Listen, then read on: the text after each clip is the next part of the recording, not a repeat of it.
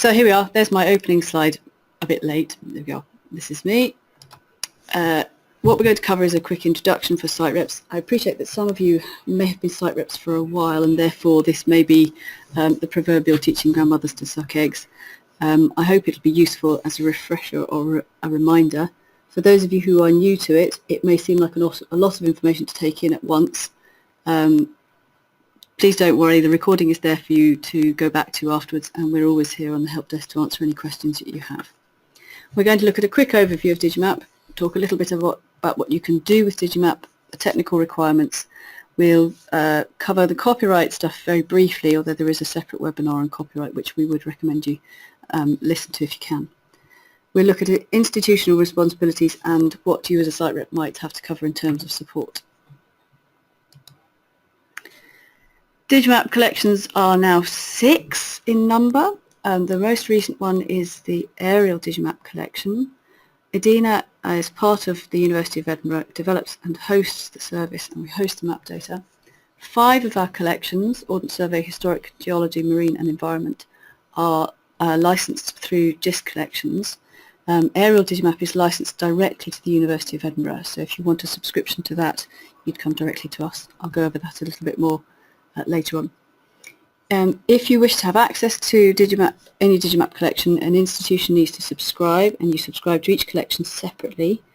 Once your institution has subscribed, every user has to register individually in order to gain access to any given collection. Subscriptions via GISC collections are probably familiar to most people. GISC collections have an online ordering system. The costs of each collection depend on the GISC banding scheme and which collection you wish to subscribe to. The general rule is that institutions in band 1 will pay more than institutions in band 10. Currently, GISC are still working on bands A to J with Digimap, although we understand that they are proposing to change that in the future. Aerial Digimap works on bands 1 to 10. We'll come to that again in a minute.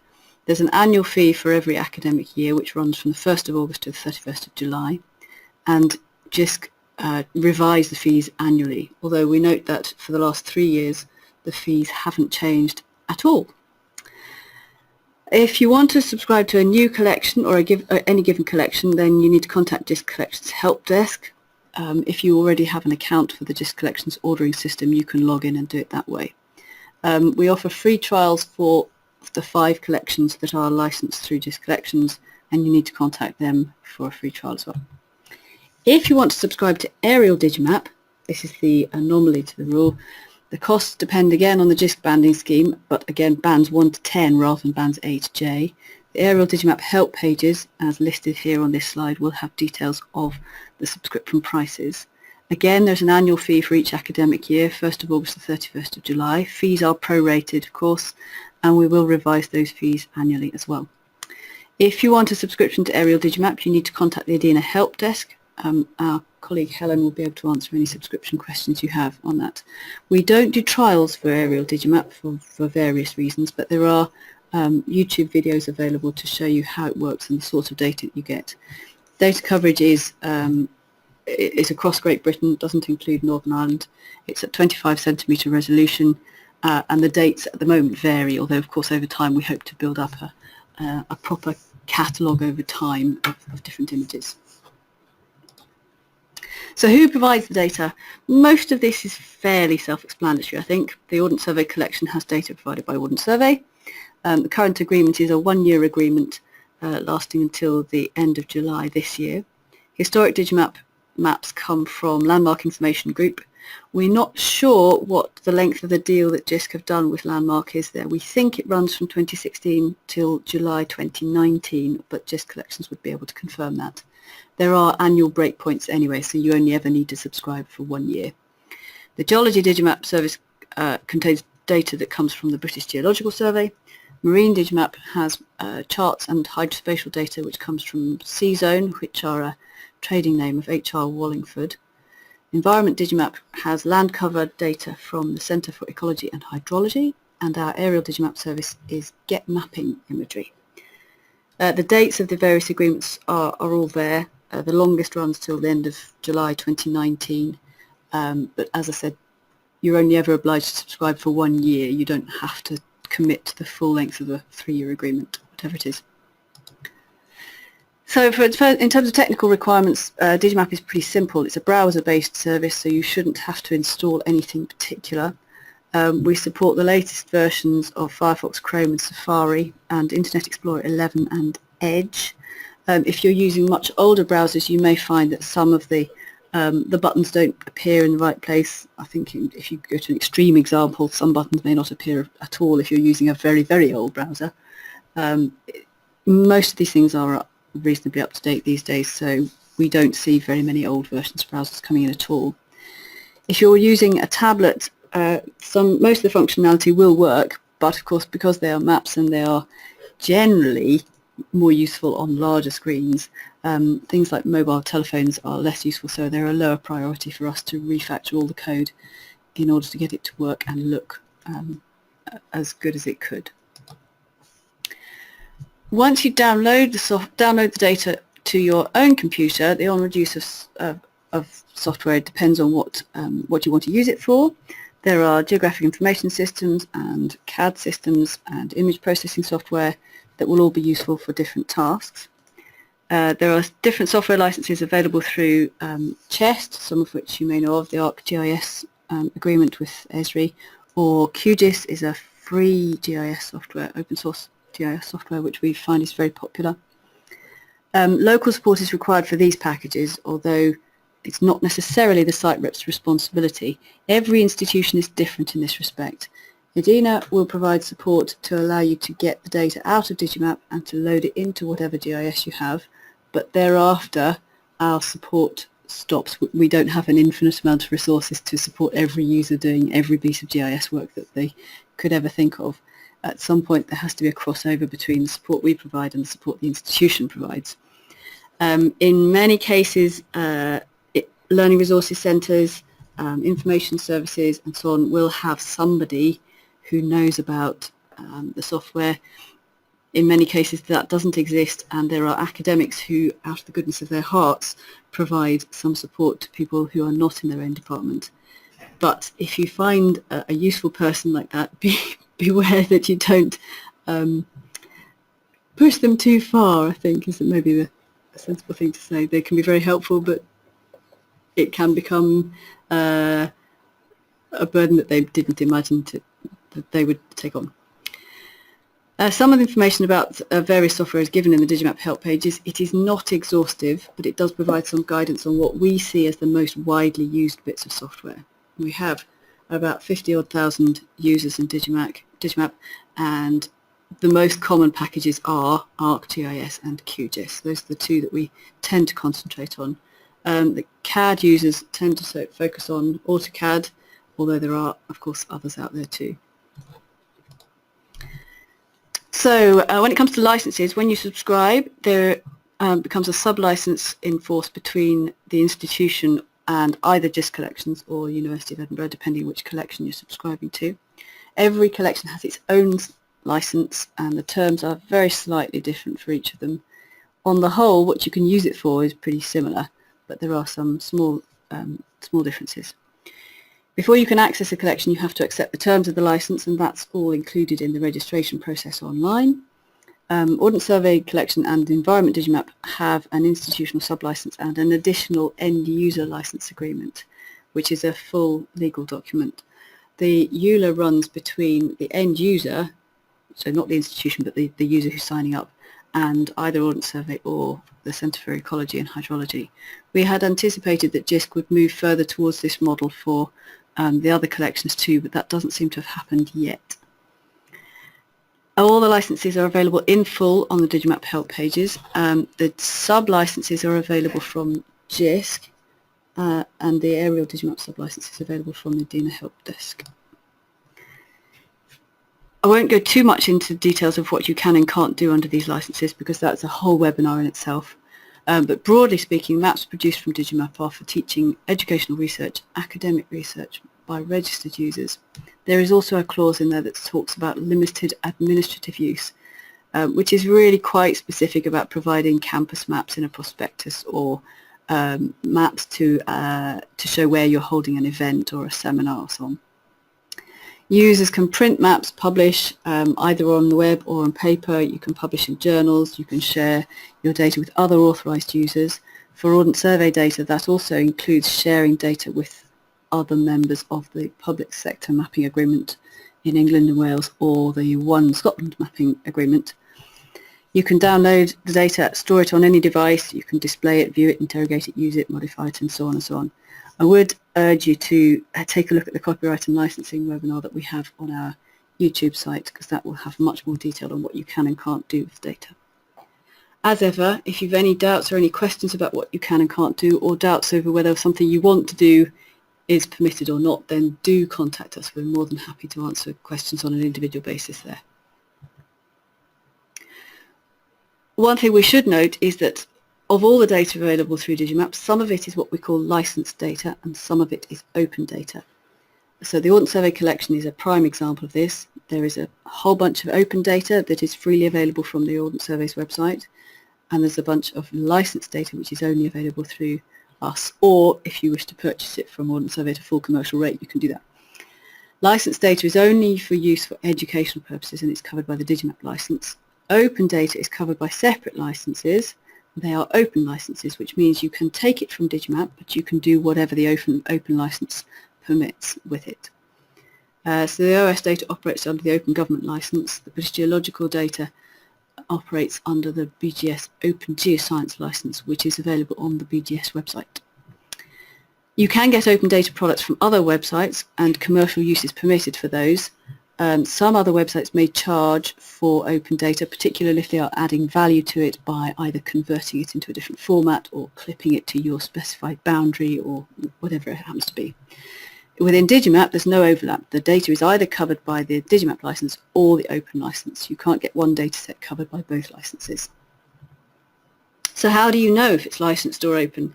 When you go into Digimap to download the data, there is a map information panel on the when you go into Digimap to look at the maps using Roam, there's a map information panel on the left-hand side, and that will tell you what data license is applicable to the map you are looking at that moment. It will either say OS Open Data or it will say Digimap license.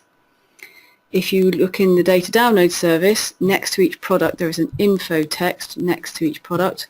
If you click on that, you'll get a pop-up window which will also tell you what terms of use are applicable. When you download data, you also get a text file with the data which gives you details of the license that is applicable for each product you've downloaded. You can download multiple products in one single request, so there may be multiple license files in there. So, just to make sure everybody's awake and paying attention, we're going to have a quick poll here, which Ian, I hope, is going to launch for me. If you are already a site rep, we'd be very interested to know what kind of questions you already receive about Digimap. These are a number of options. If you wouldn't mind checking which one you think applies to you, that would be really useful. We'll share those. Okay, right, we'll share the results on your screen just now. So, you can't see it, I can't see it. Just to prove this is really live. So 55% have login registration questions, 36% using Roam or data download, 48% about copyright, that's no surprise really, 33% about using data in GIS or CAD, and 27% of people don't receive any queries. Conscious that may be because some of you are brand spanking new site reps and therefore haven't really got your sleeves rolled up with this just yet. Okay, onwards. So, as an institution subscribing to Digimap, what are your responsibilities and where are they specified? To go into all the responsibilities would again take a whole webinar itself, so I would strongly advise you to go and look at the section of your sub-license agreements that are listed here. Ordnance Survey has a whole appendix. Appendix 3 is absolutely key, and it's written in plain English rather than legal language because we made sure that that was a bit more accessible. That will detail what you as an institution are responsible for and how, what to do if things go wrong. Geology Digimap and Historic Digimap just have a section in the sub-license, which is section 5. That's relatively short. Environment Digimap doesn't have a specific section, but again, it should be reasonably obvious from reading the sub-license what you're obliged to do. And again, Aerial Digimap is again, another more plain English form of a license, which has details in section 5.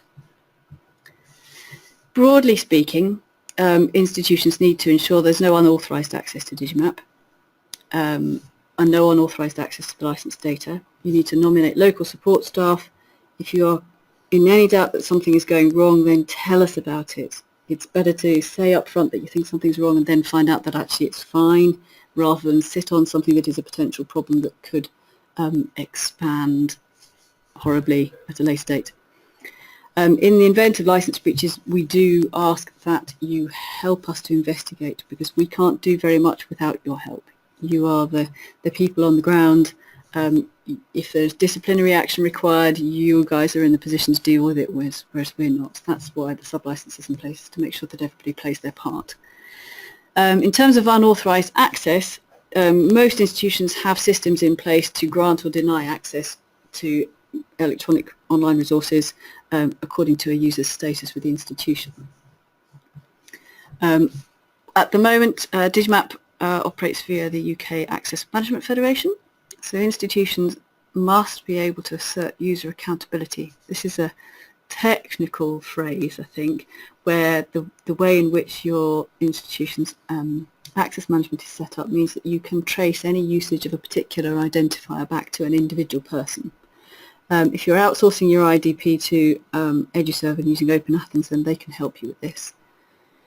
Your IDP, your identity provider, also has to release appropriate attributes, and all that is given on the UK Federation metadata website. EDINA does not issue passwords or accounts, so if we get students coming to us saying, I've forgotten my password, we will punt them straight back at whoever their local IT support is, because we don't have any control of passwords or accounts. We can't control any setup of your local authentication system. You need to seek advice from the UK Federation Help Desk or from EduServe if you're using Open Athens. We can help up to a point, and we can point you in the right direction, but we can't make any suggestions as to how things should work on a technical level. So who can use Digimap? There's a phrase called authorised user in all the license agreements, and the definition in each license agreement varies slightly, but broadly speaking, they are anybody who is authorised by an institution to have access to its information services via something called secure authentication, and anyone who has completed EDINA's registration process for Digimap and has accepted the terms of the licence. And they have to be current students, members of staff, consultants or contractors employed for the purposes of teaching or undertaking research. There are some qualifications to the Ordnance Survey's definition of authorised users. So I'm now looking at the slide and starting to panic that in fact I haven't updated it. As of August 2016, there was a new Ordnance Survey licence which I believe did expand the definition of authorised users to include people who were studying abroad, as long as they continue to be registered with their UK campus. Previously, staff and students registered at an overseas campus of a UK institution were not authorised. That has also changed, so those individuals now do qualify as authorised users. Consultants and contractors only qualify for the period necessary to fulfil the teaching or research for which they were engaged. Distance learners also qualify as authorised users, even if they are overseas. So we had some significant improvements to the OS licence in August of last year. The user registration process is now all online and should be fairly straightforward. It grants access instantly, assuming that there are no queries to be asked about it.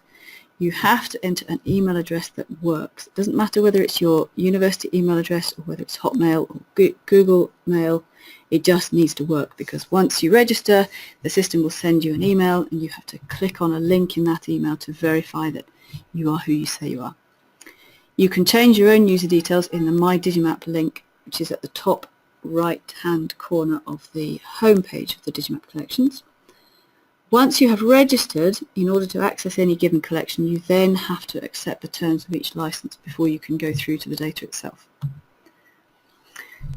Quick rundown of some very often asked questions. How do users get access? You have to log in using your local authentication credentials. Here in Edinburgh we have something called EASE, and I enter my EASE details through an Edinburgh University page. I register and I accept the terms of the licenses, and then I get through to Digimap.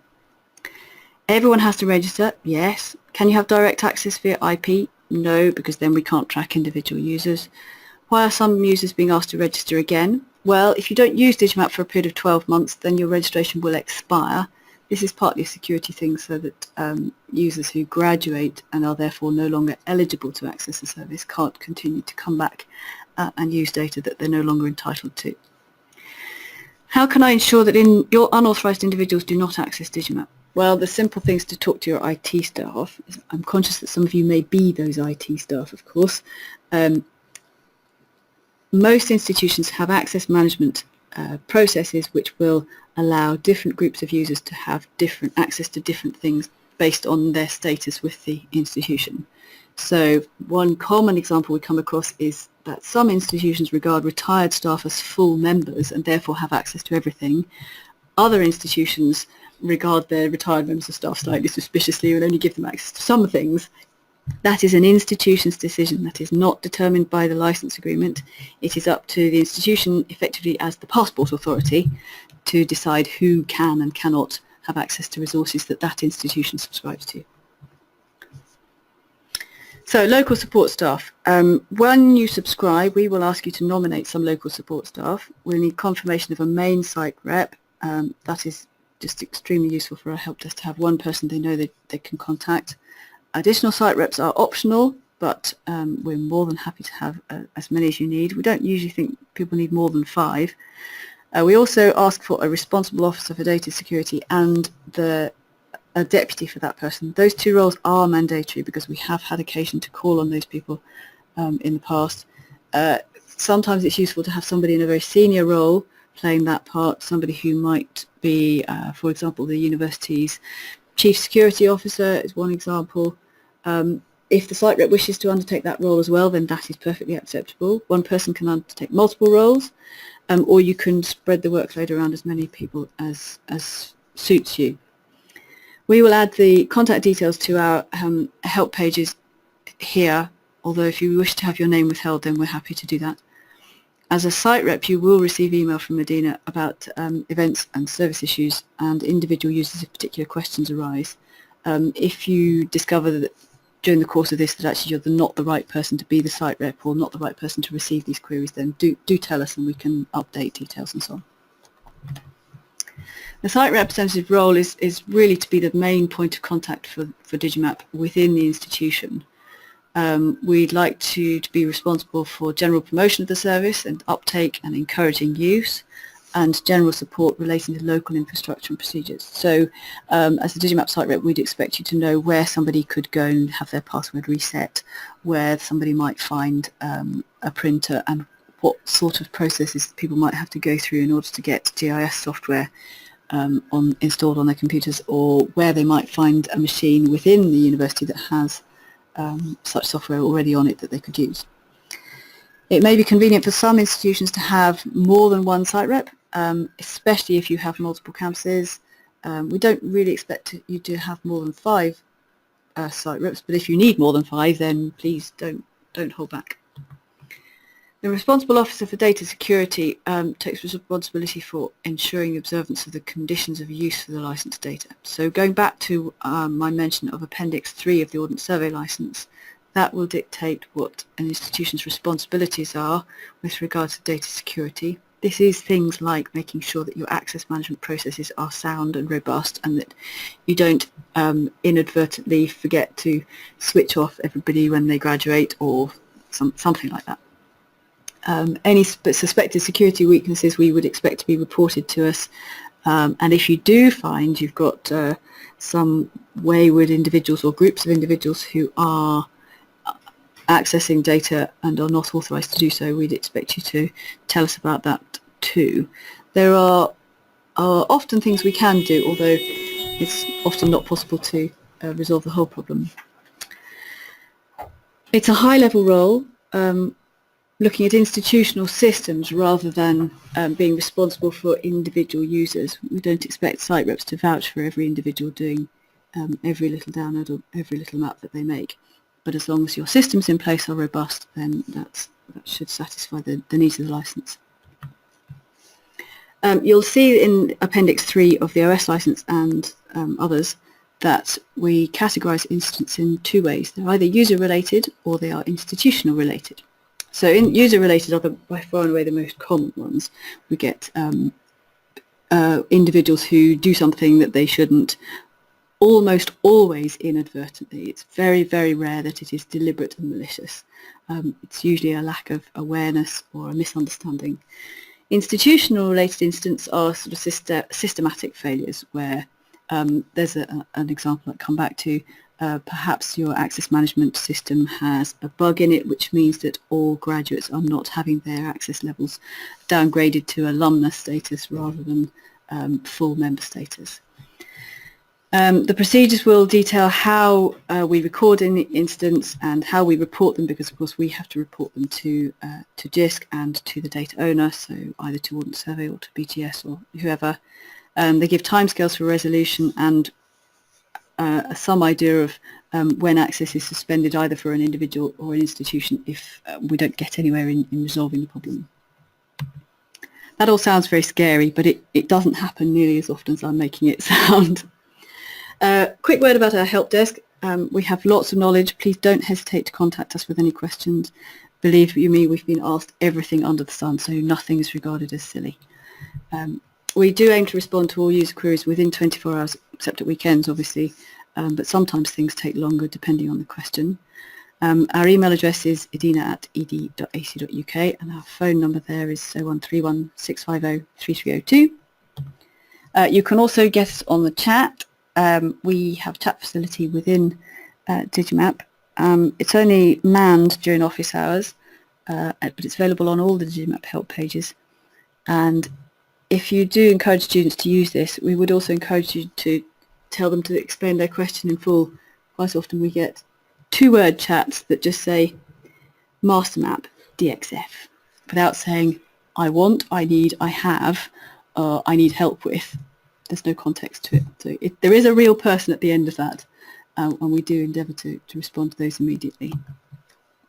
The Digimap Resources Centre is also a big section with lots of different things about how to do stuff with Digimap, how to do stuff with GIS, how to access things, how to convert data and so on. Provides access directly to all the help pages. There are videos, there are instructions on how to do things and so on. I would encourage you to have a brief look at it just to see what's there. There's a quick screenshot of part of the Resources Centre which gives you a rough idea of what's in it. General Digimap support is useful reading for all those who are new to Digimap. It includes access information about subscriptions and login help, a summary of all the collections, all the terms of use for the services, and some case studies as well. We do have a Digimap support email list. All site reps are added to a service-specific mailing list for all EDINA site reps. And this allows us to communicate service information to people who need to know. So if, for example, we know that all our services are going to be out for an hour or two for some kind of maintenance, then this allows us to tell you. There are other channels we will use to broadcast that information as well, obviously. But all lists are moderated, so you shouldn't get any spam from them anyway. As a site rep, you will have access to usage statistics for Digimap. We will email you the login numbers to site reps every month, but more detailed usage stats are available under what we call the site rep service. If you go to the top right-hand corner of the Digimap homepage and click on My Digimap, if you are registered with us as a site rep, you will see this link to site rep service. That will give you access to various usage stats for each of the collections. If you don't have access to that already, do contact the EDINA help desk and we can set that up for you. We are currently working on a new Contact Us system. We used to have one through the OS collection that fell foul of some redevelopment work we did, and we're now in the process of reinstating it under a new framework. It will cover all the collections this time, and it aims towards self-help rather than having users just waiting for a response from a human, either from us as the EDINA help desk or from you as a site rep. The users will have an option to email either somebody local, yourselves, or email us. So you will receive some inquiries from it. At the moment, I think, I'm looking at Ian here for some confirmation, I think at the moment about 40% of the queries we've had through these systems in the past go to site reps and about 60% come to us. But we're still not talking enormous numbers. I can't give you actual numbers, but No. that's the right breakdown. Yeah. It is under development at the moment. I hope we've got a screenshot of where it will be next. The idea is that there are some very, very commonly asked questions, and the answers for these are usually already on the website. And this is often a question of just pointing people in the right direction. It's very easy to fire off an email and expect the answer to just land in your inbox, but in fact that can take more time than pointing people at the pages that are already there. So this is going to aim to help people find the answer to their question by pointing them in the right direction. At the end of that, there will always be questions that we cannot answer online and that will have to come to either you as a site rep or to us as a help desk. So here we are. What can we help you with? You have to fill in some details of the question, and eventually, when you click next there, you get a choice to send it either to the Dean Help Desk or to your local rep. And that way, we hope the user gets the answer that actually does answer their questions. We also use social media channels really for broadcasting information about services, advertising them, and for offering help. We have a blog which will post updates to data and any other significant announcements about the service. Facebook page is reasonably active as well, as is our Twitter feed, and of course our YouTube page has lots of videos about how to do things, which is very useful.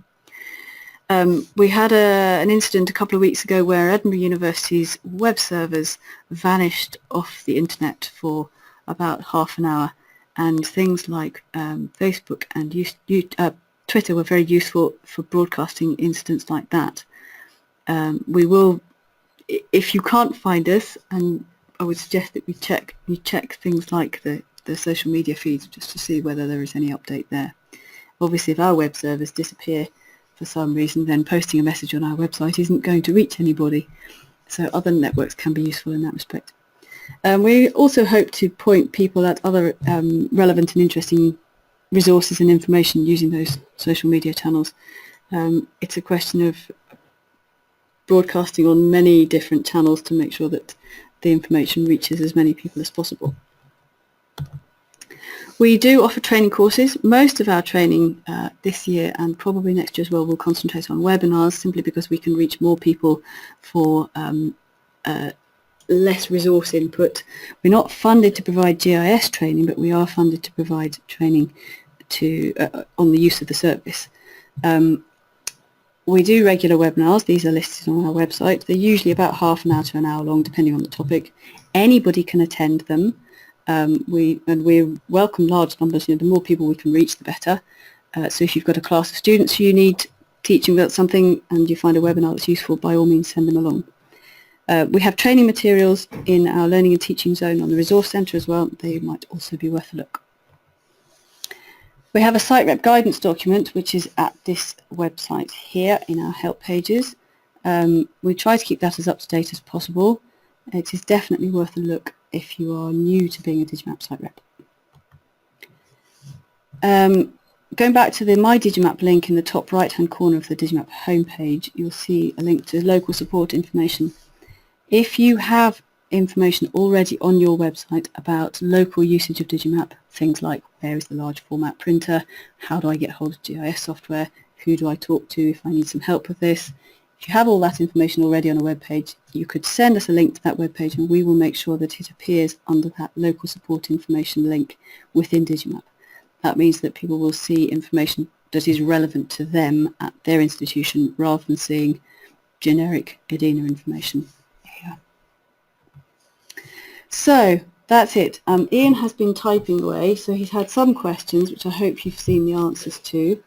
Ian, is there anything that we need to... There's nothing there that came up that's not answered. Okay.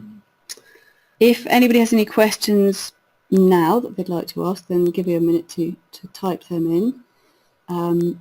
If not, please feel free to contact us later with any other questions. Our contact details are all splattered liberally throughout the presentation and across our website.